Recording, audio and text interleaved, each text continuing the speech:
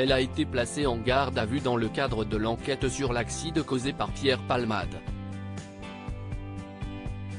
En effet, le vendredi 10 février 2023, l'humoriste percute de plein fouet un véhicule, blessant grièvement 3 personnes. Si le comédien est lui aussi amoché, ces 2 passagers, eux, vont prendre la fuite. Quelques jours plus tard, ils vont être interpellés. Ainsi, une femme, qui a hébergé un des fuyards s'est retrouvée mêlée à cette histoire. Pour nos confrères du Parisien, elle revient sur cette terrible journée. Il arrive chez moi, on papote et puis on commande des pizzas. La soirée se poursuit et au bout d'un moment, il me dit qu'il a la flemme de repartir. Je lui propose donc de rester dormir chez moi. Cela se fait tout naturellement. Mais le lendemain matin, les 2 amis se font réveiller par la police. Cela ne lui correspond tellement pas. Mossine est un homme généreux, toujours prêt à rendre service.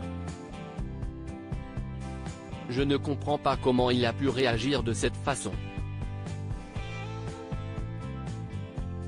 Au cours de leur soirée, cette femme et son acolyte ne vont jamais parler de l'accident causé par Pierre Palmade. Pourtant, elle sait qu'il entretient une relation avec le comédien. Ils se connaissaient depuis 4 ou 5 ans. Je savais qu'il avait l'habitude de se fréquenter dans le milieu homo et branché de Paris. En dehors de Pierre Palmade, Mossine connaissait d'autres célébrités de la télé. Mais je ne savais rien de sa vie sexuelle et de ses habitudes. Ça, c'était son jardin secret. À découvrir supérieur à accident de Pierre Palmade, à quoi ressemble sa maison perquisitionnée, mise en vente pour plus d'1 million d'euros ?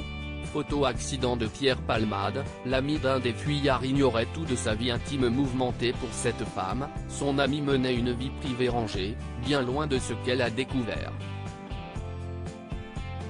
Pour moi, il menait une vie de couple normale avec son compagnon depuis plusieurs années, poursuit la jeune femme.